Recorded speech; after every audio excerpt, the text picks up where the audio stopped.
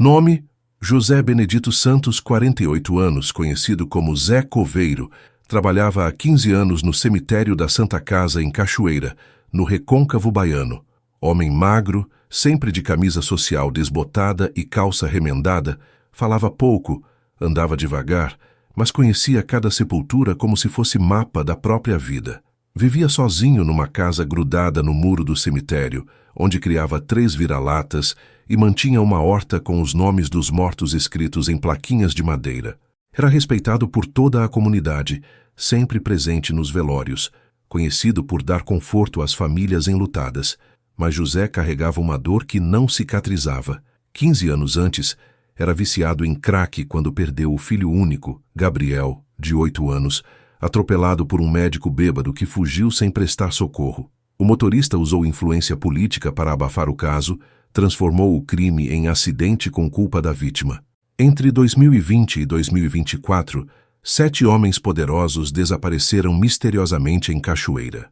Todos tinham crimes graves não punidos, todos sumiram sem deixar rastro. O que ninguém sabia é que eles não haviam fugido. Estavam enterrados no cemitério mais antigo da cidade, sepultados pelo próprio homem, que deveria apenas cuidar dos mortos, não criá-los.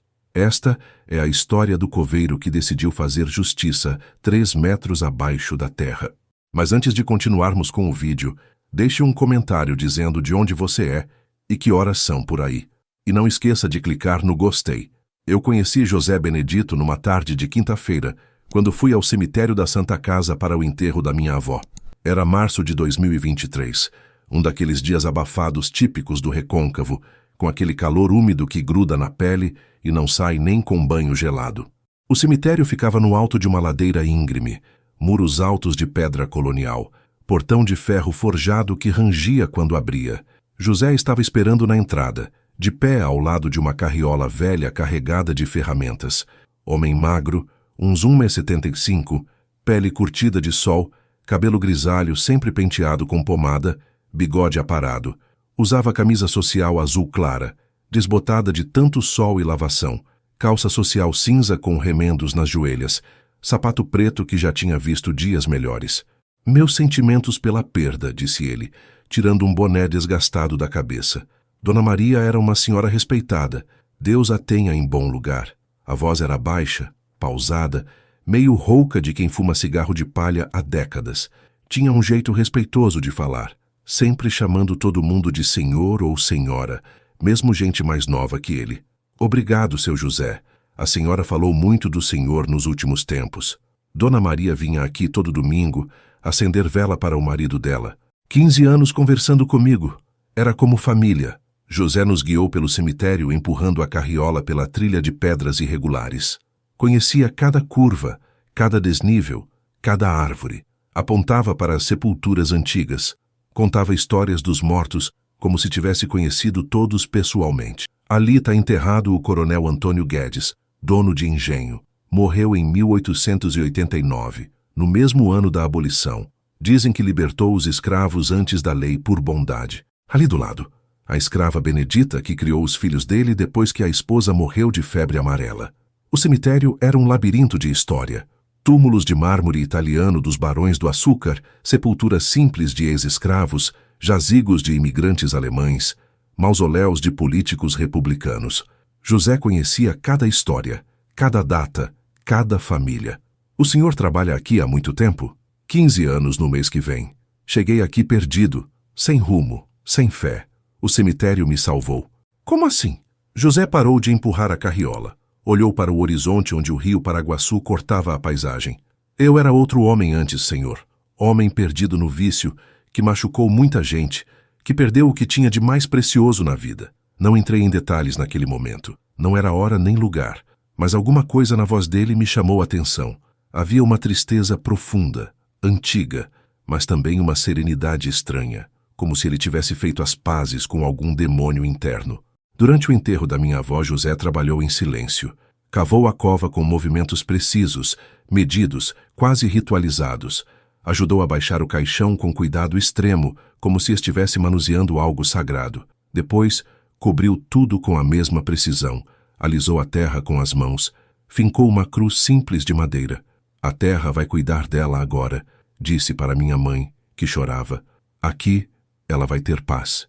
Não imaginei naquele momento que José sabia exatamente do que estava falando, que havia outras pessoas enterradas naquele cemitério que também estavam tendo paz, mas não do tipo que suas famílias esperavam. José Benedito Santos nasceu em 1975, numa família pobre da periferia de Cachoeira.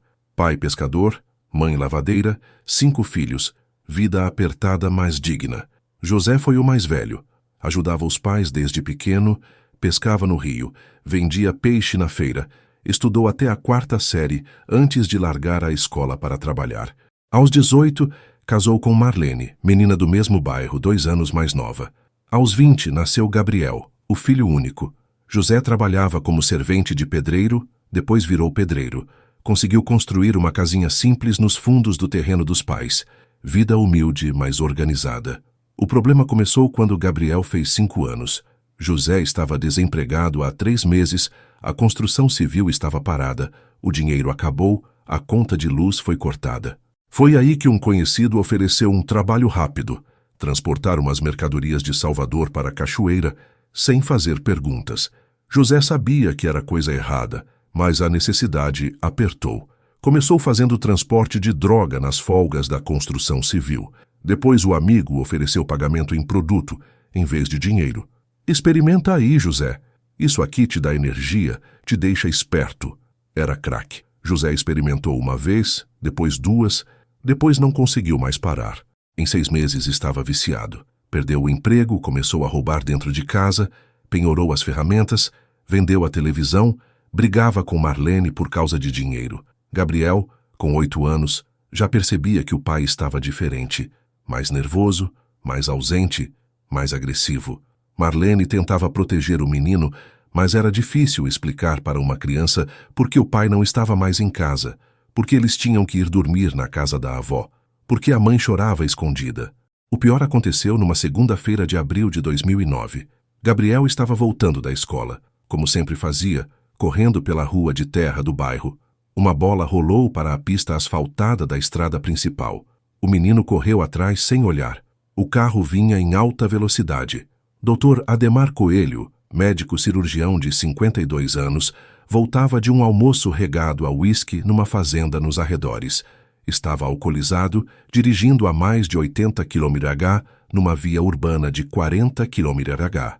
O impacto foi violento. Gabriel foi arremessado 5 metros. Caiu de cabeça no asfalto quente.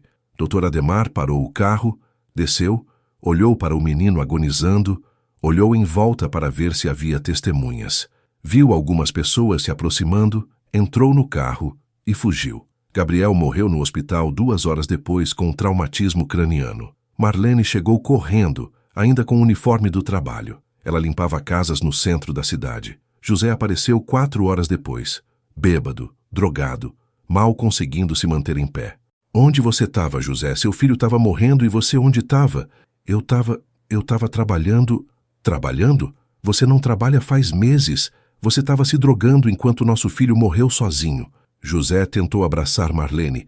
Ela o empurrou, ele caiu no chão do hospital. Ali, na frente de todo mundo, ela falou a verdade que doía mais que a morte do filho. Você já tinha matado nosso menino antes dele morrer. Matou com o crack, com o abandono, com a irresponsabilidade. Gabriel morreu órfão de pai vivo. O funeral de Gabriel foi o último dia em que José esteve sóbrio por muito tempo. Marlene não deixou ele chegar perto do caixão, não deixou ele carregar o corpo, não deixou ele dar o último adeus direito. José ficou no fundo do cemitério, observando de longe enquanto enterravam seu único filho. Nos meses seguintes, José mergulhou ainda mais fundo no vício. Marlene se mudou para Salvador, não aguentou ficar na cidade onde perdeu o filho e o marido no mesmo dia.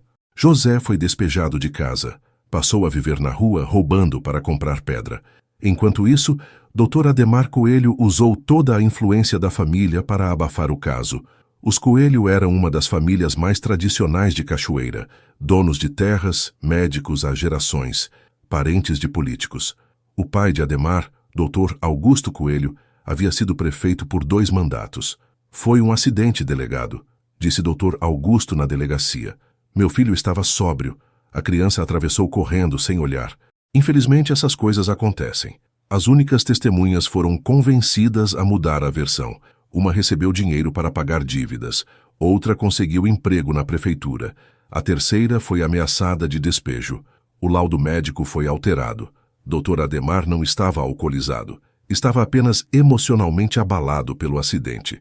O processo foi arquivado em 8 meses. Dr. Ademar pagou uma indenização simbólica, 10 mil reais pela vida de Gabriel, e o caso foi encerrado como acidente de trânsito com culpa da vítima. José, mesmo mergulhado no crack, soube do desfecho. Foi até o fórum tentar falar com o juiz, com o promotor, com qualquer um que ouvisse. Mas era só um mendigo fedorento, maluco, que falava coisas desconexas sobre justiça e vingança. Ninguém levou a sério. A salvação de José veio de forma inesperada. Era dezembro de 2009, 8 meses depois da morte de Gabriel. José estava dormindo debaixo de uma marquise no centro de Cachoeira, quando foi acordado por um homem de batina. "Irmão, você está bem?" Era Padre Severino, da Igreja do Rosário, que fazia trabalho social com moradores de rua e dependentes químicos. Homem de uns 60 anos, baixinho, careca, com uma paciência infinita para lidar com os perdidos. "Tô bem não, padre. Tô morto por dentro. Morto por dentro ainda tem conserto. Morto por fora é que não tem." Padre Severino ofereceu tratamento numa clínica que a igreja mantinha em parceria com o governo estadual. José hesitou, mas o padre insistiu. "Você tem cara de quem já teve família, já teve vida organizada. Não nasceu para isso aqui." A internação durou 6 meses, foi um inferno, crises de abstinência, depressão profunda, tentativas de suicídio. José ficava dias inteiros falando do Gabriel, da culpa de não ter estado presente, da raiva do médico que matou seu filho e continuava livre. "Essa raiva vai te matar, José", dizia Padre Severino. "Ou você perdoa e segue em frente, ou você vai morrer envenenado por dentro. Como eu perdoo quem matou meu filho e está livre, rico, feliz? Perdão não é para quem fez mal, é para quem sofreu mal. Você não perdoa para liberar ele, você perdoa para se libertar." José fingia entender, fingia aceitar, mas a raiva continuava roendo por dentro. O que realmente o ajudou foi o trabalho braçal. Na clínica, ele ajudava na manutenção, consertava torneiras, pintava paredes, cuidava do jardim. Descobriu que trabalhar com as mãos acalmava a mente. Padre Severino notou a habilidade de José com ferramentas. "Você tem jeito para coisa prática. Quando sair daqui, posso arrumar trabalho para você." Quando José recebeu alta, em julho de 2010, Padre Severino cumpriu a promessa. Conseguiu emprego para ele como auxiliar de coveiro no cemitério da Santa Casa. O salário era baixo, mas vinha com casa funcional e propósito de vida. "Cemitério é lugar de paz", disse o padre. "Lá você vai aprender que a morte não é fim, é passagem, e que os vivos têm responsabilidade com os mortos." José abraçou o trabalho com dedicação total. Chegava às 6 da manhã, saía às 6 da tarde, cuidava das sepulturas como se fossem jardins, aprendeu os nomes de todos os mortos antigos, decorou as histórias das famílias, virou enciclopédia ambulante da história de Cachoeira. Cada pessoa que está aqui teve vida, teve sonhos, teve gente que amava. Ele dizia para os visitantes: "Meu trabalho é cuidar para que eles não sejam esquecidos." José morava na casa funcional, grudada no muro do cemitério. 2 cômodos simples, banheiro externo, cozinha de fogão a lenha. Adotou 3 cachorros vira-lata que apareceram no cemitério, abandonados. Plantou uma horta nos fundos, onde cultivava verduras e temperos. A vida estava organizada novamente. José não bebia, não usava drogas. Frequentava a missa aos domingos. Ajudava na manutenção da igreja. Era respeitado pela comunidade como homem que havia se regenerado, exemplo de que é possível recomeçar. Mas, por baixo da aparente serenidade, a ferida continuava aberta. José nunca havia processado direito a morte do Gabriel. Quando criança chora de madrugada na vizinhança, ele lembrava do filho. Quando via criança correndo na rua, o coração disparava. Quando passava pela escola onde Gabriel estudava, ainda doía como facada. E todos os dias, no trajeto para o trabalho, José passava pela clínica onde Dr. Ademar trabalhava. Via o médico chegando no carro importado, cumprimentando os colegas, vivendo uma vida normal e próspera, como se Gabriel nunca tivesse existido. "Deus vai fazer justiça", José repetia para si mesmo. Tudo na vida tem seu tempo. Deus vai cobrar dele. Mas Deus parecia estar demorando demais. Em 2020, duas coisas mudaram a vida de José para sempre. Primeiro, a pandemia trouxe uma avalanche de mortes para a Cachoeira. José, que antes fazia 2 ou 3 enterros por semana, passou a fazer 2 ou 3 por dia. Lidava diariamente com a dor das famílias, via de perto o sofrimento causado pela perda. Segundo, Gabriel faria 19 anos em abril. José começou a imaginar obsessivamente como seria a vida se o filho estivesse vivo. Estaria terminando o ensino médio, talvez namorando, pensando em faculdade. Seria um homem feito, forte, trabalhador. Foi durante um enterro no auge da pandemia que José viu o doutor Ademar novamente. O médico estava no velório de um político local conversando e rindo como se estivesse numa festa. José observou de longe, sentindo algo gelado subir pela espinha. Naquela noite, José começou a investigar Dr. Ademar pela internet. Descobriu que o médico havia se envolvido em outros acidentes de trânsito ao longo dos anos. Em 2015, atropelou uma idosa na calçada em frente ao mercado municipal e fugiu sem prestar socorro. Em 2018, bateu numa moto e deixou um jovem paralítico. Sempre bêbado, sempre protegido, sempre impune. Deus está demorando demais. José murmurou sozinho na casa do cemitério. Talvez ele precise de ajuda. Foi aí que nasceu o plano. José sabia que Dr. Ademar tinha uma rotina invariável. Toda quinta-feira, depois do plantão no hospital particular de Santo Amaro, parava no bar do Neto, na estrada entre Santo Amaro e Cachoeira. Bebia até não conseguir mais se manter em pé, mas dirigia mesmo assim, porque sabia que nenhum policial ousaria parar um membro da família Coelho. No primeiro Thursday de agosto de 2020, José preparou tudo com a meticulosidade de quem cavava sepulturas há 10 anos. Cortou galhos grandes do cajueiro no cemitério, levou para a curva mais fechada da estrada, espalhou pela pista como se uma árvore tivesse caído com o vento. Às 23h45, Dr. Ademar vinha cambaleando na direção de Cachoeira, carro fazendo zigue-zague, som alto. Quando viu os galhos na pista, freou bruscamente, quase bateu no barranco. Desceu irritado para tirar os obstáculos. José saiu das sombras com uma pá nas mãos. Dr. Ademar Coelho. O médico se virou. Tentou focar a visão embaçada pelo álcool. Quem é você? O que quer? Sou pai do Gabriel Santos, o menino que o senhor matou há 11 anos. O rosto de Dr. Ademar mudou. Tentou voltar para o carro, mas José foi mais rápido. Uma pasada certeira na nuca, suficiente para desmaiar, não para matar. José amarrou o médico com corda de nylon, colocou no banco traseiro do próprio carro dele, dirigiu até o cemitério. Conhecia cada entrada, cada saída, cada canto onde ninguém via nada. Cavou uma cova no setor mais antigo, onde ficavam sepulturas abandonadas de escravos e indigentes. Quando o doutor Ademar acordou, estava amarrado no fundo de uma cova de 2 metros, olhando para José em pé na borda, com uma lanterna na mão. Onde estou? O que você quer? O senhor está numa cova, doutor. A mesma cova onde meu filho deveria ter visto o senhor há 11 anos. José tirou do bolso algumas fotos que havia guardado de Gabriel. Mostrou uma por uma para o médico. Gabriel aos 5 anos no aniversário. Gabriel aos 7 no primeiro dia de aula. Gabriel aos 8, uma semana antes de morrer. O senhor lembra dele agora? Isso foi um acidente, eu não queria. O senhor estava bêbado, dirigindo a 80 km/h numa rua de criança. Depois fugiu e deixou meu filho morrer sozinho no asfalto. José mostrou outras fotos. Dona Conceição Oliveira, 67 anos. Atropelada pelo senhor em 2015. João Carlos Silva, 22 anos, que ficou paralítico depois do acidente que o senhor causou em 2018. O senhor lembra deles? Dr. Ademar começou a chorar. Eu estava doente, viciado em álcool. Preciso de tratamento, não de vingança. Meu filho precisava de pai, não de órfão. Dona Conceição precisava de netos, não de caixão. João Carlos precisava de pernas, não de cadeira de rodas. José tirou uma pistola .38 da cintura, arma que havia comprado de um traficante no bairro da periferia. Apontou para a cabeça do médico. Agora o senhor vai sentir o mesmo que meu filho sentiu. Medo, dor, desespero, só que ele tinha 8 anos e era inocente. O senhor tem 63 anos e é culpado. Eu tenho família, tenho filhos. Eu também tinha filho. O tiro foi certeiro na nuca como execução. Dr. Ademar morreu na hora, sem sofrer mais que o necessário.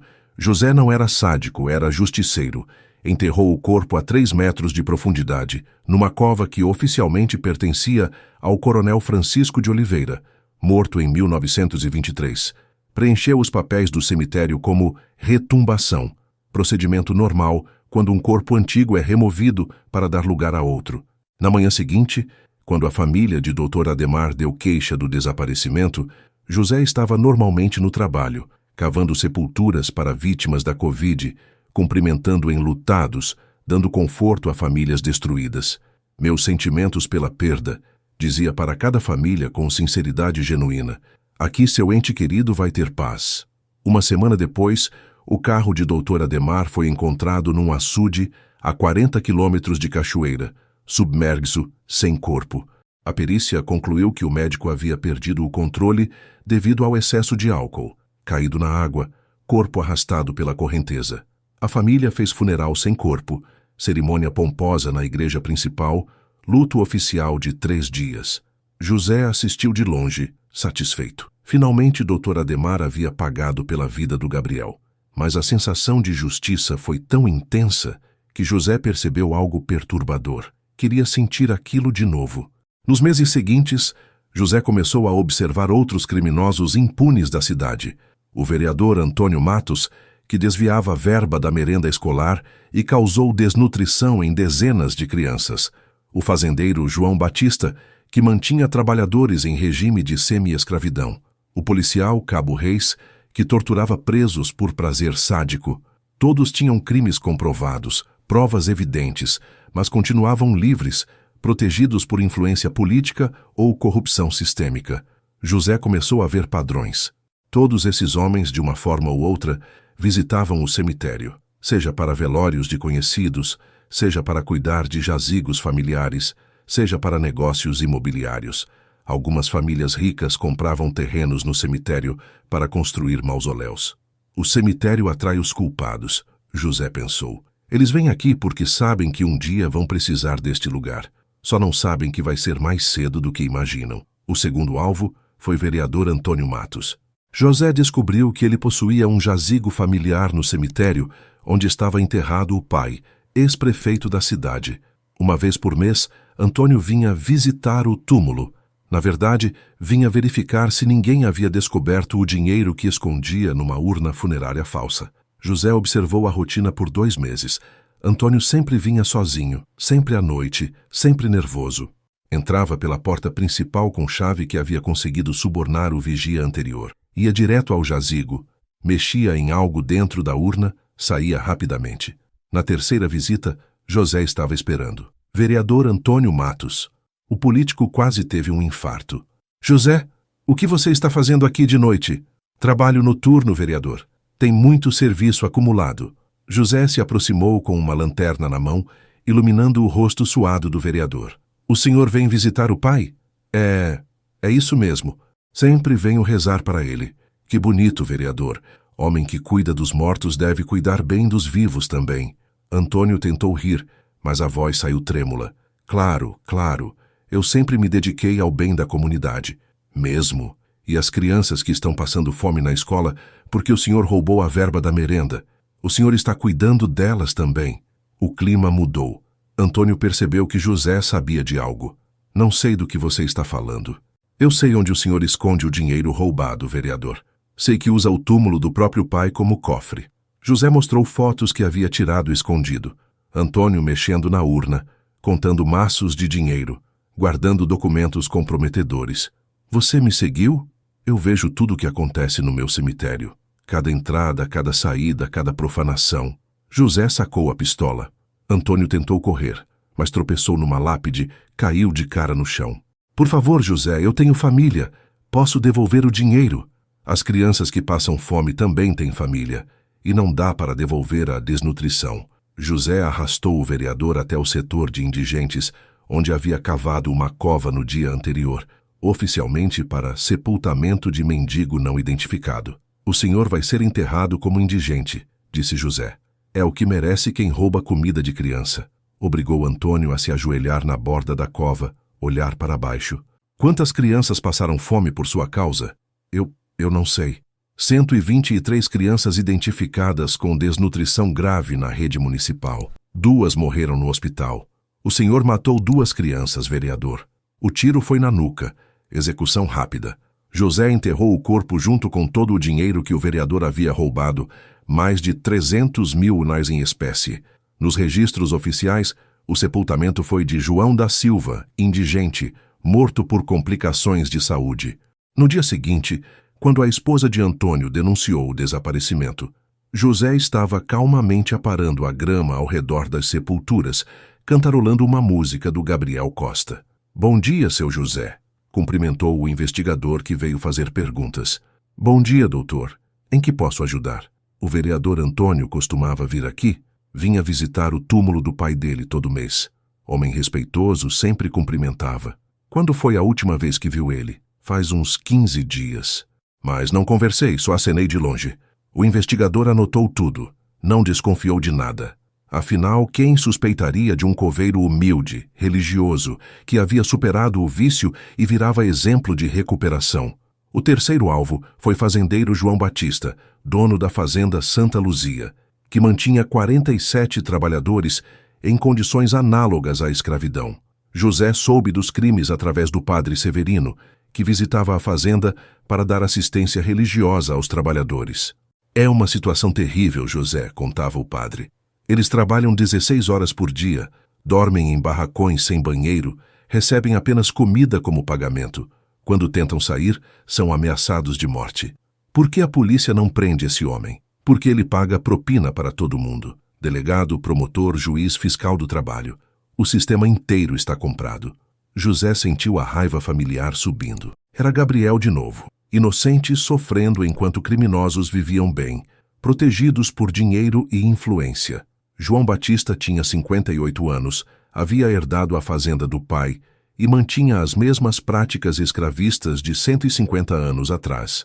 Oficialmente, os trabalhadores eram parceiros que dividiam os lucros da produção. Na prática, eram prisioneiros que viviam endividados no barracão e não podiam sair. Eles devem para mim, João Batista costumava dizer. Comida, moradia, transporte. Enquanto não quitarem a dívida, não podem ir embora. A dívida nunca era quitada.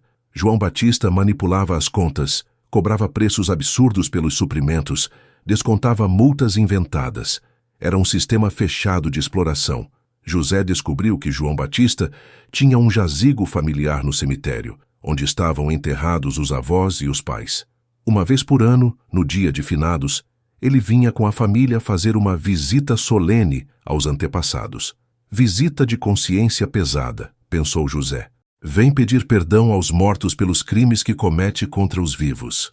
No dia de finados de 2021, José estava esperando. Havia preparado tudo com antecedência. Cova cavada no setor dos ex-escravos.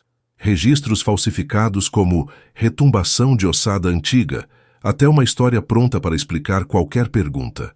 João Batista chegou sozinho ao cemitério às 18 horas, como sempre fazia. A família vinha de manhã para a missa e a visita oficial.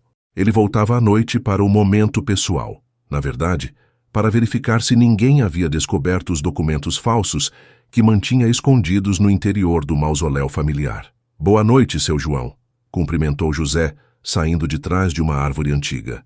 José, o que você faz aqui tão tarde? Trabalho noturno, sempre tem serviço acumulado. João Batista ficou tenso. Sabia que sua reputação não era das melhores, que havia gente na cidade que conhecia seus métodos na fazenda. Eu vim só visitar meus pais, já vou embora. Que bom ver homem que respeita os antepassados, disse José se aproximando. Deve ser por isso que o senhor trata tão bem os descendentes dos escravos que trabalham na sua fazenda. João Batista engoliu seco. Não sei do que você está falando. Tô falando dos 47 trabalhadores que vivem como escravos na fazenda Santa Luzia. Padre Severino me contou. Aqueles homens trabalham por vontade própria. Têm contrato assinado. Contrato que não podem quebrar, dívida que não podem quitar, liberdade que não podem exercer. Isso chama escravidão, seu João. José mostrou fotos que havia conseguido com Padre Severino. barracões imundos, trabalhadores desnutridos, crianças trabalhando na plantação. O senhor sabe qual é a diferença entre o cemitério e a sua fazenda? Que diferença? No cemitério, os mortos têm dignidade. José sacou a pistola. João Batista tentou correr, mas José conhecia cada pedra, cada buraco, cada atalho do cemitério. Alcançou o fazendeiro perto do portão, derrubou ele com uma rasteira. Por favor, eu pago qualquer quantia. Posso libertar todos os trabalhadores. O senhor teve 30 anos para fazer isso. Escolheu manter eles presos. José arrastou João Batista até a cova que havia preparado no setor dos ex-escravos, exatamente onde estavam enterrados os africanos que trabalharam nas mesmas terras 150 anos antes. O senhor vai ser enterrado junto com as vítimas da escravidão. É justo. Forçou o fazendeiro a se ajoelhar na borda da cova, olhar para baixo. Quantos homens morreram de exaustão na sua fazenda? Ninguém morreu, eu juro. Manuel Pereira, 34 anos, infarto fulminante durante a colheita de 2019. Sebastião José, 58 anos, pneumonia não tratada em 2020. João Carlos, 19 anos, acidente com trator mal conservado. José havia pesquisado nos arquivos da cidade, conversado com famílias. 3 trabalhadores haviam morrido na fazenda nos últimos anos, todos por negligência ou sobrecarga de trabalho. Eles estão enterrados aqui no cemitério, numa vala de indigentes, porque o senhor não pagou nem funeral digno. O tiro foi certeiro. João Batista tombou na cova, junto com os ossos dos escravos que seus antepassados haviam explorado. José enterrou tudo junto, passado e presente, unificados na terra vermelha do recôncavo. No registro oficial, constou como retumbação de ossadas do período escravista. Ninguém questionou. O quarto alvo foi Cabo Reis, policial militar conhecido na cidade por torturar presos por prazer sádico. Tinha 45 anos de idade e 20 de corporação, acumulando dezenas de denúncias arquivadas por falta de provas, ou palavra de criminoso contra palavra de policial. José soube dos crimes de Cabo Reis através de ex-detentos que frequentavam os cultos de Padre Severino. Histórias de choques elétricos, afogamentos simulados, espancamentos com cacetete, estupros disfarçados de revista. Ele dizia que bandido bom é bandido morto, contou um ex-preso. Mas antes de morrer, tinha que sofrer. Quanto mais gritasse, mais ele gostava. Cabo Reis tinha um problema. Era superstição. Acreditava em mal-olhado, benzimento, trabalho de macumba. Uma vez por mês vinha ao cemitério para limpar a área. Acredita que andar entre os mortos afastava os espíritos que ele havia criado torturando tanta gente. Morto não faz mal, ele costumava dizer. Quem faz mal é vivo com raiva. José observou a rotina por 3 meses. Cabo Reis sempre vinha sozinho, sempre na madrugada, sempre armado. Caminhava entre as sepulturas lendo orações inventadas, acendia velas, deixava oferendas para acalmar os espíritos. Era um homem grande, 1,85, 110 quilos, treinado em combate. José sabia que não podia enfrentá-lo de frente. Precisava de estratégia. Na madrugada de 15 de dezembro de 2021, José preparou uma armadilha. Escavou uma cova rasa no caminho que Cabo Reis sempre percorria. Cobriu com galhos e folhas secas. Quando o policial pisou, afundou até a cintura, entortou o tornozelo. Que porra é essa? José saiu das sombras com uma lanterna. Desculpa, Cabo Reis. Estava cavando uma sepultura nova. Esqueci de sinalizar. Seu incompetente, quase quebrei a perna. Deixa eu ajudar o senhor a sair. José estendeu a mão. Cabo Reis segurou para se apoiar. Foi quando José aplicou um golpe que havia aprendido na clínica de reabilitação. Pressão no pescoço que corta a circulação cerebral, provoca desmaio em segundos. Cabo Reis acordou amarrado numa sepultura aberta, olhando para José na borda, com uma pá na mão. O que você pensa que está fazendo? O que o senhor fez com dezenas de presos inocentes? A diferença é que eles não tinham escolha. O senhor escolheu virar torturador. José mostrou um dossiê que havia montado com a ajuda de Padre Severino. Nomes de vítimas, descrição de torturas, laudos médicos de sequelas. Antônio Silva, 19 anos. O senhor quebrou 3 costelas dele com cacetete porque ele desrespeitou a autoridade. Marcelo Santos, 22 anos. O senhor aplicou choques elétricos no pênis dele porque ele mentiu no depoimento. Eles eram bandidos. Eu estava fazendo o meu trabalho. Seu trabalho é prender, não torturar. O senhor virou carrasco por prazer. José pegou uma mangueira de jardim que havia levado para o cemitério. Conectou numa torneira próxima, apontou para a cara de Cabo Reis. Agora o senhor vai sentir o que é afogamento simulado. A água subiu aos poucos. Cabo Reis tentou virar a cabeça, mas José havia amarrado bem. A água cobriu o nariz, a boca, só parava quando o policial estava quase desmaiando. Como é a sensação, cabo? É assim que o senhor fazia com os presos? Entre uma sessão e outra de afogamento, José obrigou Cabo Reis a confessar cada tortura, cada vítima, cada prazer sádico que havia sentido causando dor. Eu gostava, confessou o policial, já sem forças para mentir. Gostava de ver ele sofrendo, implorando. Me sentia poderoso. E agora? Está se sentindo poderoso? O afogamento final durou 5 minutos. Cabo Reis morreu por asfixia, da mesma forma que algumas de suas vítimas. José drenou a água, secou o corpo, simulou morte por infarto durante patrulhamento noturno. Nos registros constou que Cabo Reis teve mal súbito durante ronda no cemitério, área que ele patrulhava voluntariamente para manter a segurança. Recebeu funeral com honras militares. José assistiu de longe, sabendo que estava enterrando um torturador como herói, mas pelo menos estava enterrando. O quinto alvo foi Dr. Luciano Menezes, ginecologista que praticava abortos clandestinos em clínica particular, mas denunciava mulheres pobres que faziam o mesmo procedimento em outros locais. Era uma hipocrisia que José descobriu através de Maria das Dores, faxineira da clínica que contou para Padre Severino. Dr. Luciano cobra 5.000 tares para fazer aborto em mulher rica, revelou Maria. Mas quando mulher pobre procura ele, finge ser cristão conservador e denuncia para a polícia. José investigou e descobriu que Dr. Luciano havia denunciado 23 mulheres nos últimos anos. Todas pobres, todas presas, algumas mortas na cadeia por complicações de abortos mal feitos. Enquanto isso, mantinha uma clínica clandestina que atendia esposas de empresários e políticos. É uma questão de responsabilidade social, Dr. Luciano dizia aos colegas. Mulher rica tem estrutura para criar filho ou para abortar com segurança. Mulher pobre deve aceitar os filhos que Deus manda. Dr. Luciano possuía um jazigo no cemitério, onde estava enterrada a mãe, falecida de câncer no útero.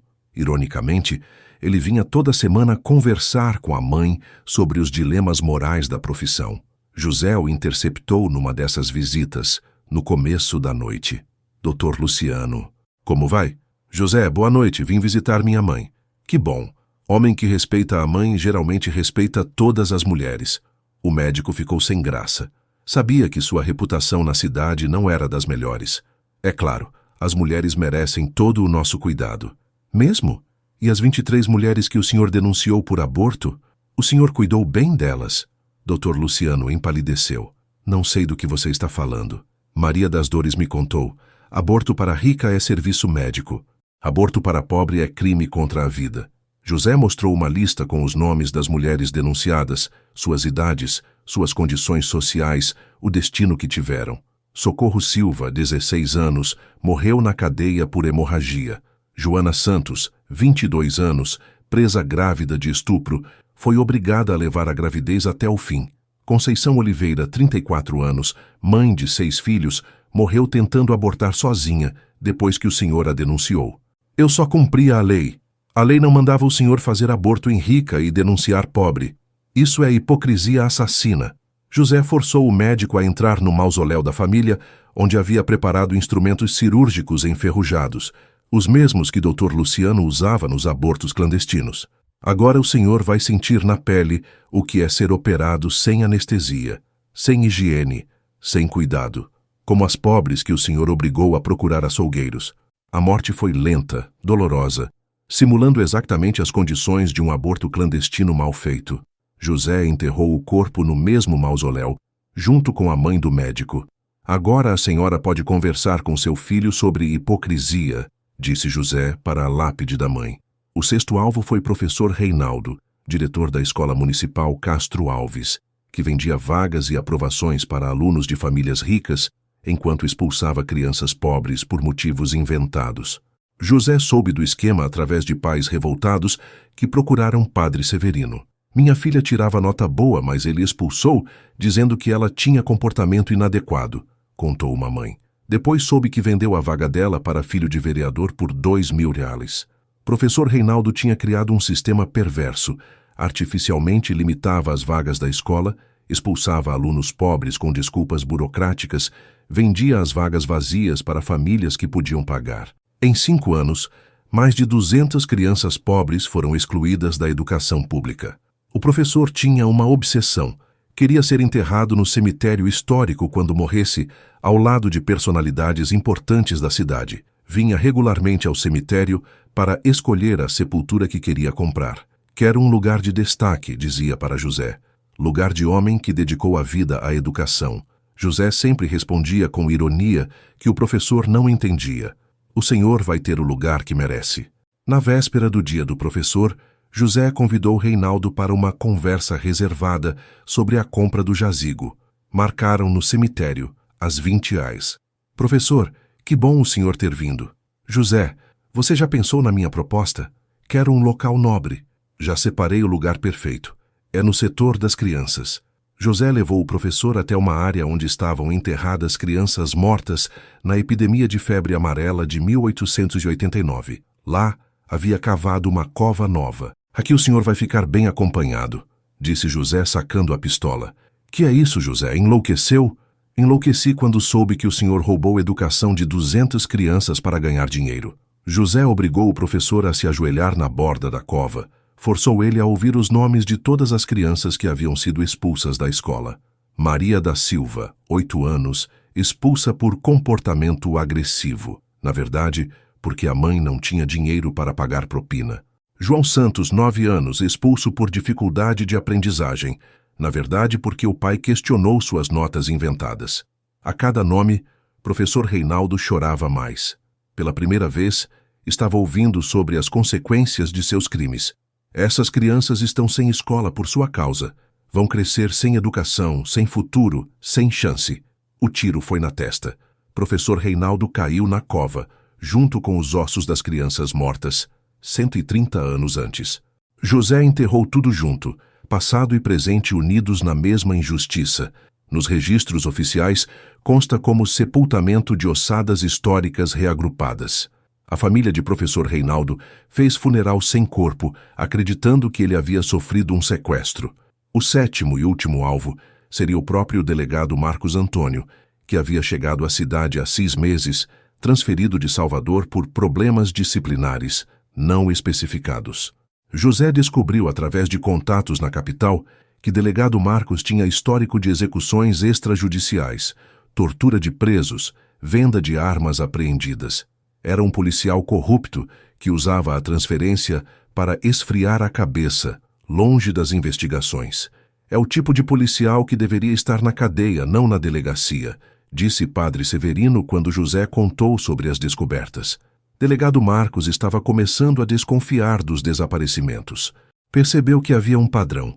Todos os casos envolviam pessoas com crimes não punidos. Todos sumiram sem deixar rastro. Todos tinham alguma ligação com o cemitério. Tem algo estranho nesta cidade, disse para o escrivão. Criminosos notórios estão sumindo um por um. Ou eles fugiram todos juntos, ou alguém está fazendo limpeza. O delegado decidiu investigar os registros do cemitério.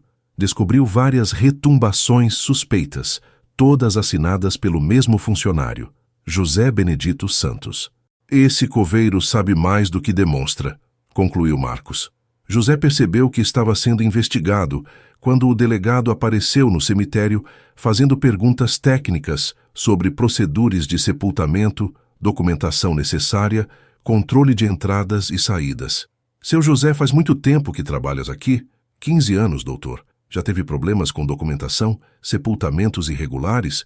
Nunca, doutor. Tudo sempre foi muito organizado. Mas José via no olhar do delegado a desconfiança crescendo. Era questão de tempo até as investigações chegarem nele. Foi aí que decidiu fazer a última execução. Mas desta vez seria diferente. Seria um confronto direto, uma confissão completa, um final definitivo. José ligou para a delegacia no dia 23 de dezembro de 2024, véspera de Natal. Delegado, é José do cemitério. Preciso falar urgente com o senhor. É sobre os desaparecimentos. Que horas? Agora à noite. No cemitério. Tenho coisas para mostrar. Delegado Marcos chegou sozinho, armado, desconfiado. José estava esperando na entrada, com uma lanterna na mão. O que você tem para me mostrar, José? A verdade, delegado. Sobre onde estão os homens que desapareceram. José guiou o delegado até o setor mais antigo do cemitério, onde havia cavado a última sepultura. Esta seria diferente. Não seria clandestina, seria oficial. Eles estão todos aqui, delegado, enterrados onde merecem estar. Do que você está falando? José sacou a pistola, apontou para delegado Marcos. Dr. Ademar Coelho está enterrado na cova do Coronel Francisco, vereador Antônio Matos na Vala dos Indigentes, fazendeiro João Batista, junto com os escravos, Cabo Reis no setor das mortes violentas. Delegado Marcos tentou sacar a arma, mas José foi mais rápido. Devagar, delegado. O senhor também vai se juntar a eles. Você está cometendo o maior erro da sua vida, José. Já cometi o maior erro há 15 anos, quando não matei Dr. Ademar na hora que ele atropelou meu filho. José forçou o delegado a se ajoelhar na borda da cova mais recente. Esta aqui é para o senhor. Preparei com carinho especial. José, você não entende. Eu sou da lei. Se me matar, vai ter investigação federal, vai ter escândalo. Eu sei. Por isso, esta é a última. Depois desta, eu próprio vou me entregar. José obrigou o delegado Marcos a ouvir a confissão completa. 7 execuções, 7 sepultamentos, 7 criminosos punidos pela justiça privada. Por que está me contando isso? Porque o senhor é igual a eles, policial corrupto que tortura e mata por prazer. A diferença é que o senhor ainda não cometeu crimes aqui em Cachoeira, mas ia cometer. Eu li seu histórico. O tiro foi certeiro. Delegado Marcos caiu na última cova cavada por José Benedito Santos. Mas desta vez, José não cobriu o corpo, não falsificou documentos, não escondeu provas. Deixou tudo como estava. Pistola ao lado do corpo, confissão escrita grudada numa árvore próxima. Na manhã seguinte, José se entregou na delegacia. Vim confessar 7 homicídios, disse para o escrivão de plantão. Delegado Marcos está morto no cemitério. Eu matei ele e outros 6 homens nos últimos 4 anos. José foi condenado a 157 anos de prisão, mas a sentença foi simbólica. Morreu na cadeia 6 meses depois, oficialmente por infarto. Mas os presos contaram que ele havia parado de comer. Passava os dias rezando pelos mortos que havia enterrado. Ele repetia os nomes das vítimas dos criminosos que matou, contou um companheiro de cela, como se fosse responsável por honrar a memória delas. No cemitério de Cachoeira, a prefeitura contratou um novo coveiro, mas ninguém quis morar na casa funcional grudada no muro. Diz que de madrugada ainda se ouve barulho de pá cavando, como se José continuasse trabalhando. Visitantes juram que às vezes vem uma figura magra, de camisa social desbotada, cuidando das flores nos túmulos mais antigos, sempre carregando uma pá nas mãos. O mais perturbador, depois da morte de José, começaram a aparecer pequenas cruzes de madeira fincadas em pontos aleatórios do cemitério, sempre com nomes e datas gravados. Quando investigaram, descobriram que eram os nomes das vítimas dos homens que José havia executado.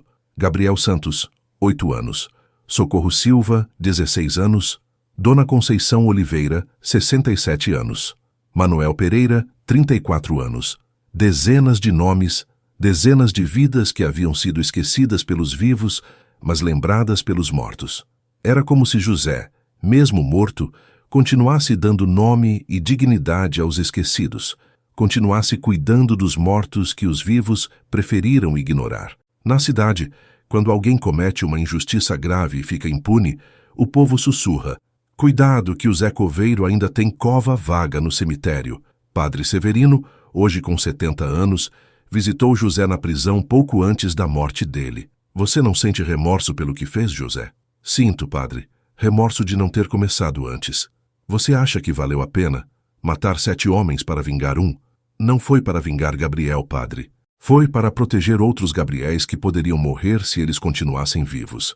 Padre Severino tentou dar extrema unção, mas José recusou. "Não precisa, padre. Eu já fiz as pazes com Deus. Agora É ele quem vai julgar se eu fiz certo ou errado.